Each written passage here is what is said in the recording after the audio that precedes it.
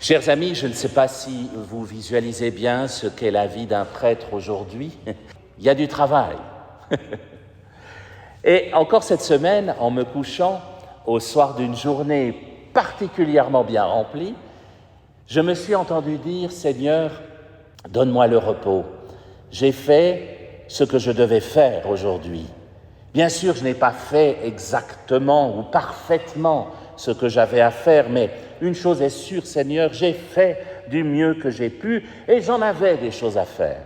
Eh bien, je les ai toutes faites du mieux que je le pouvais. » C'est exactement ce que dit le jeune homme riche à Jésus dans notre évangile. Tout cela, je l'ai fait. Il a coché toutes les cases de sa to-do list, comme on dit aujourd'hui. Il a tout fait.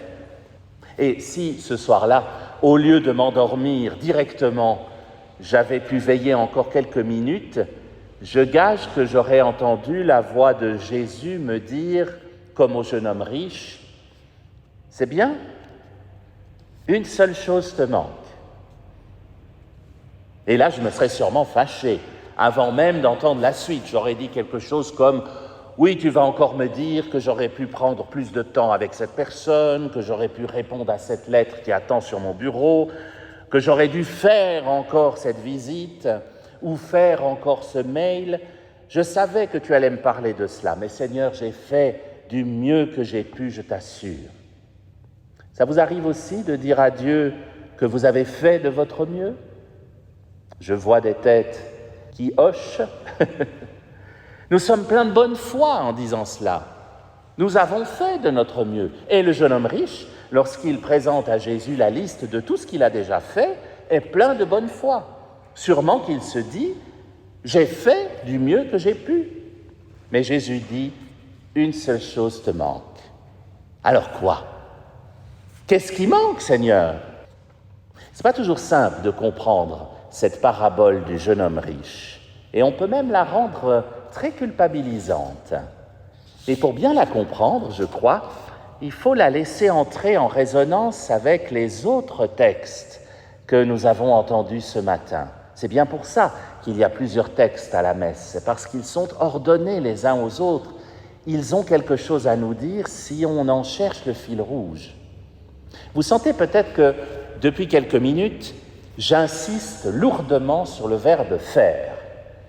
Je l'ai dit 16 fois en 2 minutes. Ça fait un peu beaucoup. Et c'est précisément là que se trouve l'écueil. Avec Dieu, il n'est pas question d'abord de faire.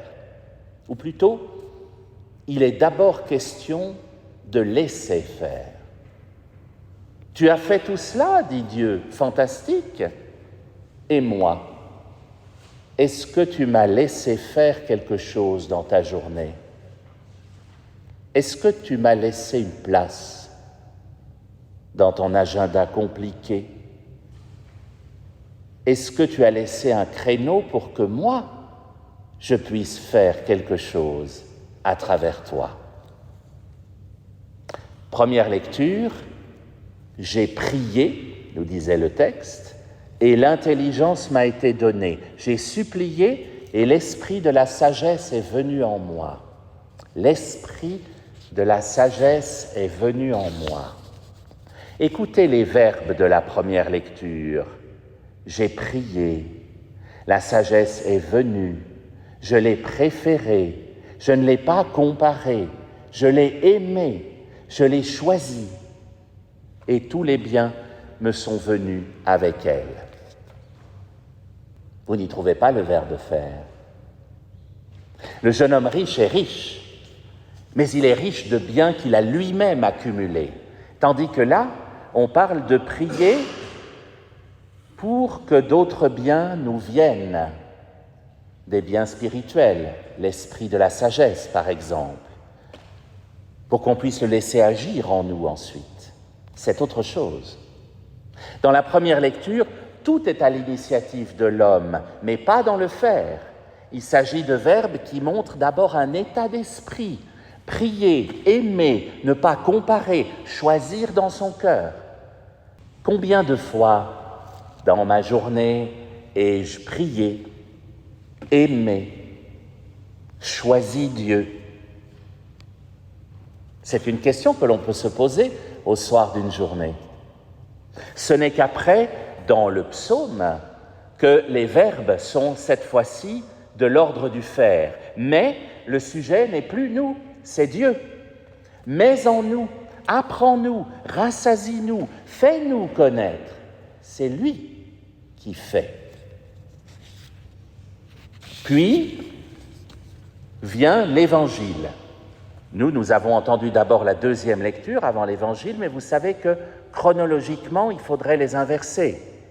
La première lecture vient de l'Ancien Testament, des textes que Jésus connaissait, les psaumes, Jésus les chantait.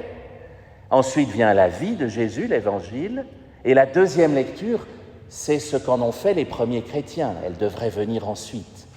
Prenons donc l'Évangile d'abord, dans l'ordre. Le jeune homme riche a fait beaucoup de choses. Et Jésus commence par le féliciter, vous le remarquez. Mais il lui manque une chose. Et Jésus lui dit, va, sépare-toi de ce que tu as fait. Ce n'est pas ça l'important. Puis ensuite, reviens et suis-moi. C'est Dieu désormais qui va faire du neuf dans ta vie. Et le jeune homme, nous connaissons, et nous avons entendu la suite, s'en va tout triste. Rien ne nous dit d'ailleurs qu'il n'est pas revenu. On n'en sait rien. Seulement les disciples se fâchent.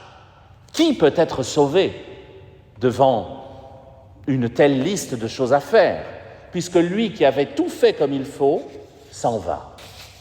Et Jésus dit la phrase la plus importante, celle qu'il nous faut retenir ce matin. Pour les hommes, c'est impossible, mais pas pour Dieu. Tout est possible à Dieu.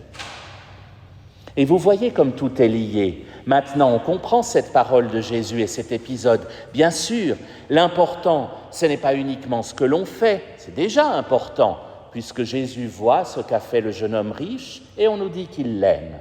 Donc c'est important ce que l'on fait, mais ce n'est pas l'essentiel. L'essentiel, c'est d'abord de laisser une place à Dieu dans notre vie, de le laisser, lui, agir dans nos existences, d'écouter sa parole avant d'agir dans nos journées. Et c'est là que vient la deuxième lecture. Que découvrions-nous dans la première phrase de la deuxième lecture? Elle est vivante, la parole de Dieu. Elle est énergique. C'est d'abord elle qui agit dans notre journée, si on l'écoute, si on la lit, si on la laisse faire. Alors je me dis, si ce soir, chers amis, nous revenions vers Dieu dans notre prière et plutôt que de lui dire « Regarde tout ce que j'ai fait dans ma journée », nous lui disions « Seigneur, aujourd'hui j'ai essayé d'écouter ta parole. C'est ce que vous êtes venu faire ce matin. Et puis j'ai essayé de te laisser la place, l'initiative, pour que tu viennes en moi. C'est ce que vous recevrez à travers l'Eucharistie. Et ensuite, je t'ai laissé agir à travers moi. C'est lui alors qui vous expliquera tout ce qu'il a fait dans votre journée parce que vous l'avez laissé faire. Seigneur, donne-nous la sagesse de te laisser l'initiative, de te laisser passer devant, d'écouter ta parole. Et alors, nous te suivrons avec bonheur.